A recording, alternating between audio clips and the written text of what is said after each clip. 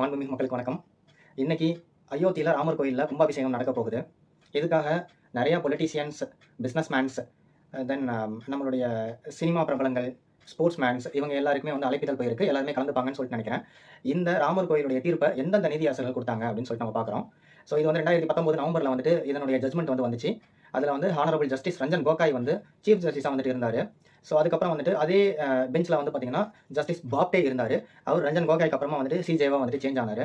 அப்புறம் ஜஸ்டிஸ் அப்துல் நாசிர் இருந்தார். அந்த ஜஸ்டிஸ் அப்துல் நாசிர் வந்து அந்த 5 பேர் கொண்ட அமர்வில் இருந்த ஒரே ஒரு இஸ்லாம் ஜஸ்டிஸ் யார் அப்படின்னாக்கா இவர் மட்டும்தான். அவர் 12/2/2023 இருந்து இப்போ வரைக்கும் வந்துட்டு நம்மளுடைய ஆந்திர பிரதேசோடைய கவர்னராகவும் பதவி வகிச்சிட்டு வராரு.